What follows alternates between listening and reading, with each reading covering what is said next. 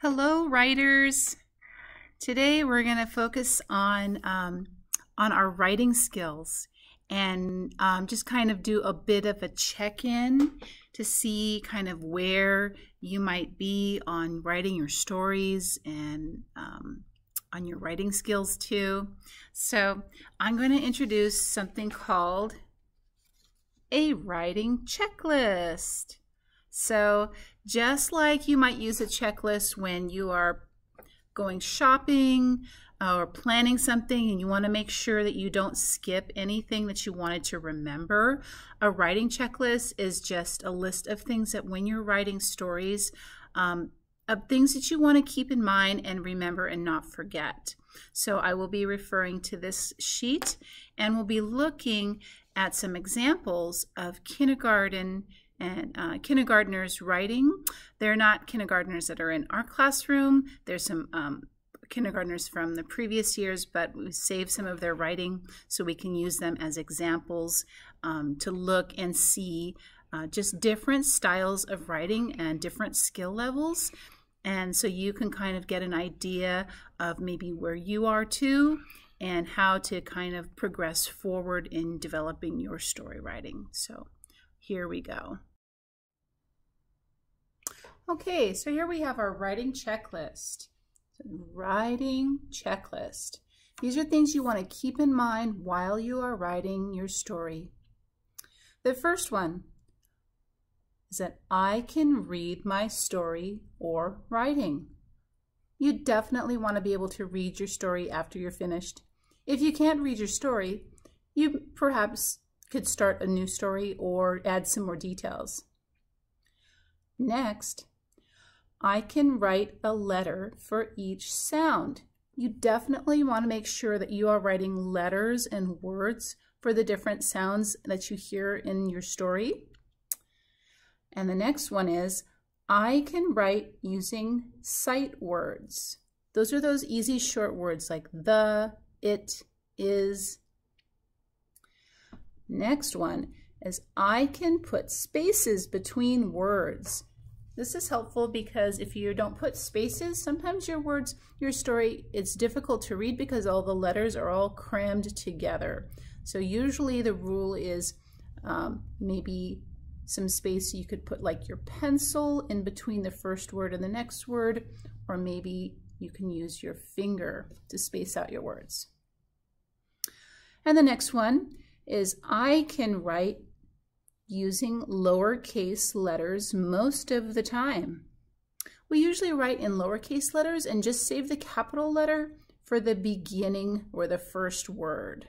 And most all of the other letters are lowercase. And the last one, I can write a capital letter at the beginning of a sentence. Definitely save the capital letter for the beginning, and all the other words can be written in lowercase.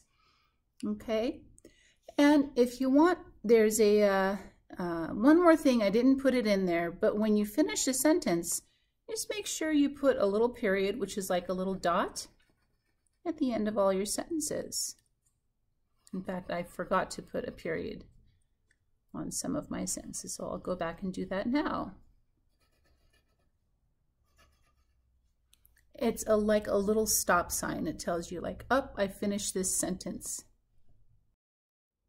Okay, I'm going to turn this checklist over and we're going to take a look at an example of writing that a kindergartner may be working on. This one happened to be by Aya. So let's see. We have a picture here in the square of a person and another person, and the author of the story, she wrote her name on the top, Aya, and then here her grown-up helper down here, maybe a parent or a caregiver, helped to write the story. So I'll read the words and we'll find out what this story is about. It says, me and my mom are happy 'cause she gave me an ice cream. So this is her mom and her sharing an ice cream together. So I like the way that she included details in her drawing, and I like the way that Aya wrote her name. So this is one example of a kindergarten writing. But as you notice, Aya did not include any words herself in the story. And she asked her grown-up to write the words for her, which is fine. But as Aya grows and becomes stronger in her writing, she can add some labels. Maybe she can tell us which person is Aya and which person is her mom because it's not clear.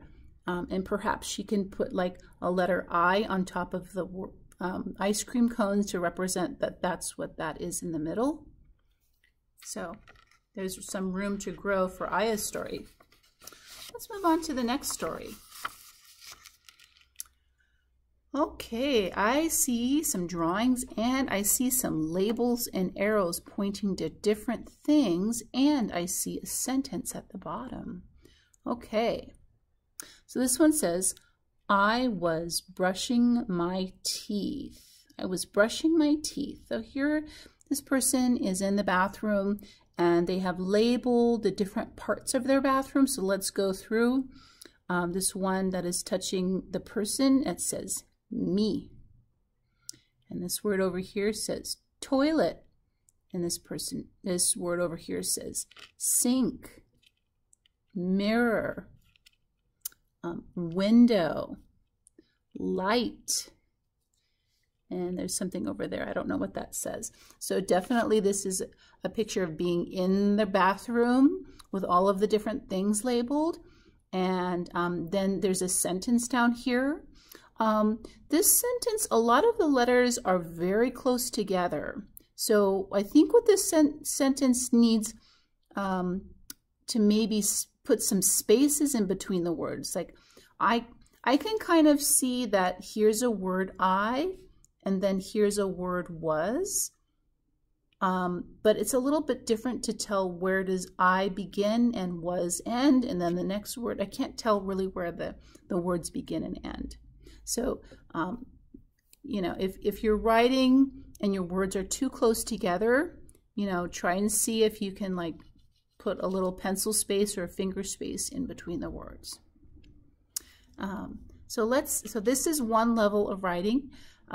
If you're writing a picture, label, and you write a sentence by yourself, you're doing a pretty good job. Let's look at the next one.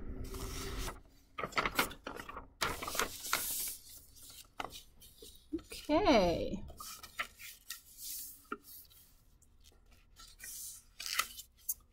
All right, and this is a story about going to the park. So we have our picture. We have one person labeled, it says me on here. We have the author's name is Alexa.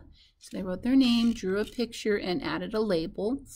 And you know what's different about this sentence, as I really makes it easy to read? Look at this nice big space between the word I is over here, and then went is over here, and then it makes it nice and clear. So it says, I went to the park with my cousin. And look, Alexa put a little dot at the end to represent a period at the end of the sentence. So this is a pretty good story. I can understand it. It's very clear and it's easy to read, and it's done and very neatly too. So, and looking ahead to where you might be going, if this, you know, if you want to improve even more on this kind of style, as you become better and better, you might be able to write more and more and more and more and more and more. The better that you get, the easier that writing becomes, and then you're able to do even more detailed stories. Okay, so let's see. Max wrote this story. There's the name on there. And Max put a picture of themselves, and they wrote me. And then they drew a tree, and they wrote apple tree. So this is a story about Max going to pick apples at the apple tree. Let's read it. I went to the apple orchard. And I picked an apple. It looked tasty. I took a bite and I loved it. I noticed here that when they said I loved it, they made the word super big and oversized to emphasize that this is something they really are happy about. And they included an exclamation point too. It was so tasty that I picked another one. Yummy. But when I picked another one, and then they would draw a line to continue the story. So this is a pretty advanced story. Like there's a lot of detail. There's picture, there's labels. There are not just one sentence, but I think there might be about 4 sentences. You can just keep writing as many sentences as you need to and turn to the next page and keep the story going. Notice also that this student used many, many lowercase letters, but they went at the beginning of the sentence and they put a capital letter and then lowercase, and then they put a period, and then they started their next sentence with a capital letter, and they made sure to put spaces in between their words. And if you do capital letters, that means it's something you really want the reader to say loudly. And you can also include an exclamation point or add a question mark if your story is asking a question too. So writers, there's many different levels of writing, and no matter where you are, if you're at the level of drawing pictures and writing your name and asking a grown-up to write the story for you, that's okay. But there's lots of room for you to develop more and more writing skills, so eventually you can be the one writing the labels and the words to your story. Okay? So, with that, I will leave you to your writing in your journals for the afternoon, and I look forward to seeing some of your interesting stories. You can always upload a picture on Seesaw, or you can read your story out loud and make a video of you reading your story and upload that to Seesaw, and keep growing and learning as writers as we go along. Okay, thank you.